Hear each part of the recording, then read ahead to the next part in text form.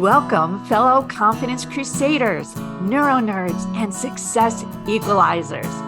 This is your podcast, Real Confidence. I'm your host, Alyssa DeVere, and I'll be sharing a bit of basic brain science, some surprising social secrets, and a touch of tough love. Why? Because I believe confidence is everyone's fundamental right and choice. So let's get to it.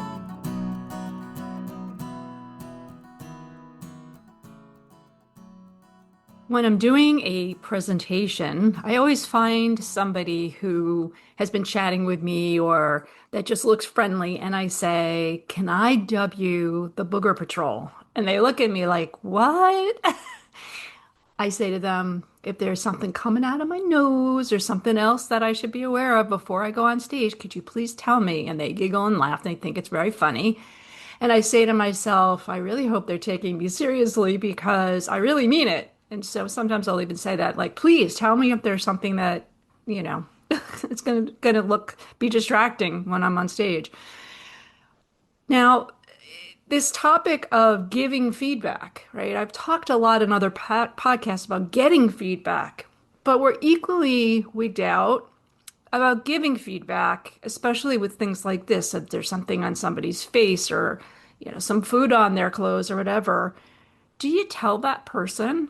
And of course, there's context here. If it's your colleague at work, maybe.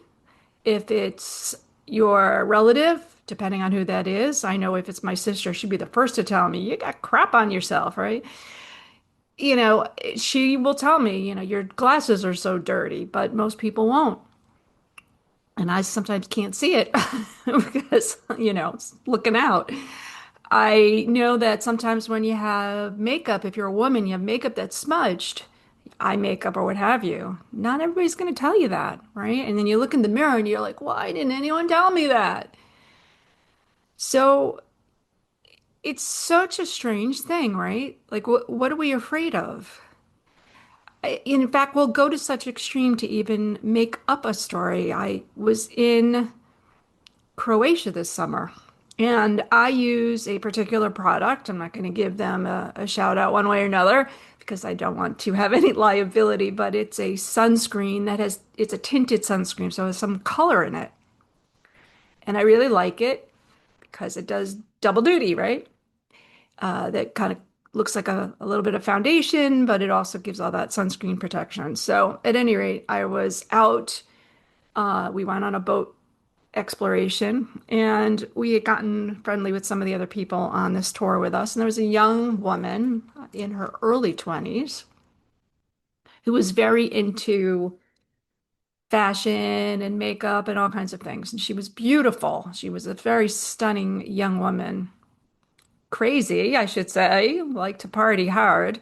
But, and that's not crazy, that's just, what it was. But needless to say, we were on the boat and we were just chatting, and somebody said, would you like some more sunscreen?" I said, "No, I've got some stuff on my face." And I don't know how we got talking about it, but needless to say, I said I really love this one sunscreen because it has the double duty in it, so to speak.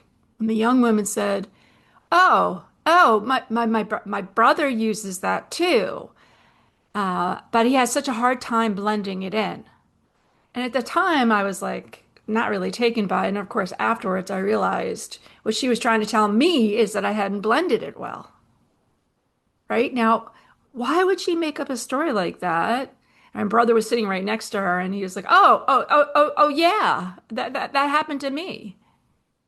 And I'm like, "Guys, all you have to say is you have a little to blend on the side, or." On the side, she could have like whispered in my ear, "You didn't blend it on the side very well," right? What's the big deal? But she had to make this story so that maybe I would get the idea. I'm not really sure. Maybe she was just saying it to embarrass me. I don't know. It doesn't matter. Needless to say, my point here is that when we're trying to tell somebody something like that, again, maybe they have something on their glasses or their face, why do we like hesitate to tell them, right? Now, it's funny because you think the older you get, particularly older women, they're going to be the first ones to tell you, get schmutz on you, right? But what about telling somebody that they're doing something that they're not self-aware about? So something like maybe they're wearing too much makeup all the time, right? It's none of your business if they think they like it or they want to look like that. That's not really your business, but maybe it's something that like literally is causing them not to get a particular kind of work, job, promotion, right? You're their boss. Maybe you're their friend and they can't understand what's happening. So maybe it's what they're wearing on their face, on their body. It could be anything, right? But suggesting some of those things may be awkward. What if they're not self-aware and they've said something to somebody that really offended that other person or could have offended the other person? Do you tell that friend or colleague, hey, you know what you said could be not so nice? What if that person in the meeting said something really inappropriate in the say, maybe it was misogynistic or anti-Semitic or something that could have been construed in a way that really could have hurt somebody. Maybe if they weren't somebody who may not even been in the room, but just in the future to let that person know saying something like that is just not cool. Again, I challenge you to think, would you stand up to that person, even if it was privately, and say, not cool, dude. Not cool, darling.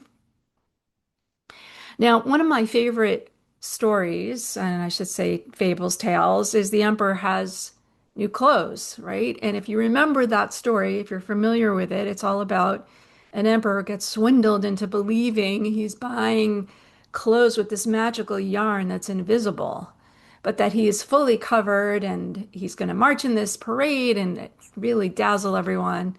And nobody tells the king that he's naked, that he's been swindled, except the little boy in the crowd. You have no clothes on. And so this is a societal issue, right? The grown-ups around him are too embarrassed to say, "Hey, king, we can see your underwear." And think about it. Why do we get so nervous, embarrassed to tell somebody something like that? Are we afraid they're not going to like us? I have some news. If somebody doesn't tell me that I've got something on my glasses or on my face, and they could have easily, you're right. I'm not going to like you as much, but telling me is a good thing. What is it going to cost us to just let somebody know, to give them some feedback? Yes, unsolicited feedback, and not asking to be their booger patrol, right? But some kind of feedback that says, hey, heads up, you got XYZ, you're not blending your makeup well, you're not whatever.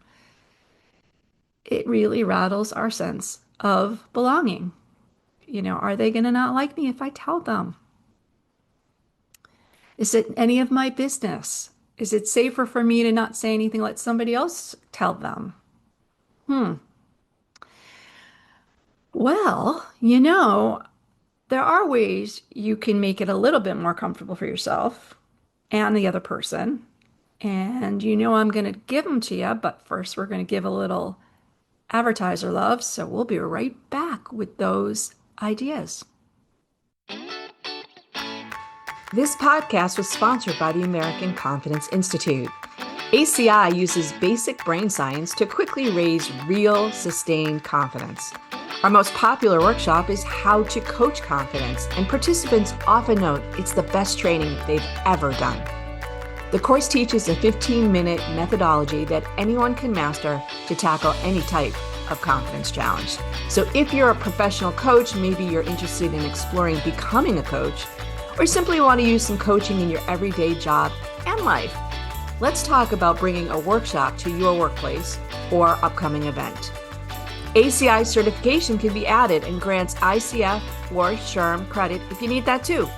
You can check it all out at www.americanconfidenceinstitute.com. So I have a motto that I really live by, which is not so much that the truth always wins, but it's a lot easier to tell the truth in a humble, authentic way than try and wrap it in some kind of a story or blanket. My brother put that sunscreen on. No, he didn't. Yeah. All right. So, how are we going to tell somebody something like that that is a little uncomfortable or awkward for us and not make it so icky for both you and the person receiving that feedback? Well, let's start with the truth. Like I said, I certainly would want to know. So, I'm telling you, why don't you just state it like that? You know, I, I would really want somebody to tell me that my sunscreen wasn't blended well, or that I have stuff on my glasses, or that my makeup is running down my face. I would really want somebody to tell me, so I'm letting you know. That's a very easy way to do it, right? Totally honest, totally transparent. That person may get embarrassed, right? Depending on what it is. Booger hanging out of their nose, certainly a little embarrassing. But they're better off knowing and fixing than walking around the rest of the day and then wondering why nobody told them, right? Another approach is you could say, you can take or leave this feedback that I want to give you and then give them the feedback, right? So you're saying to them, I, I'm not going to be offended if you ignore this. Now, it's a little weird if somebody's got a booger hanging out of their nose or something on their glasses to say take or leave it. But something like the examples I gave before, somebody in a meeting that says something that you feel like they were not aware or should be more aware of the impact of what their words are, you could start with take or leave this feedback, right? It gives them that agency so that they get not so defensive, perhaps, in allowing them to make a choice if they're going to accept or not accept your feedback, right? Now, there's probably 100 other ways to do this, and I would love to get some feedback from you all on ways that you've approached this kind of funny situation. Suffice to say, tell somebody that they've got something going on. Make it not so much about, I want to embarrass them or anything else like that, but the fact of the matter is that they would want to know. So be a little brave, be a little courageous, be confident, and tell them, hey, that sunscreen you're wearing, it's not blended right. God forbid they have a booger. They're going to want to know. All right, my friends, thank you for tuning in. I know this was kind of a silly episode in many ways, but so serious that understanding and helping other people with feedback can really be such a superpower. So go out and use it. Before we totally wrap up, I want to let you know that full transcripts and show notes for this and other Real Confidence episodes can be found on www.americanconfidenceinstitute.com/podcast. I also want to remind you once again that the best way to get confidence is to give it to others, and you can do it just by liking and sharing this episode on your preferred podcast and social media channels. You can even give me some confidence by noting topics you'd like me to consider for the future. So for now, this is Alyssa DeVere. Thank you for helping to bring more confidence to the world. Master editing done by Ben Weinstein with original music performed and composed by Jeff Mitchell. Real Confidence is a production of American Confidence Institute. All rights reserved.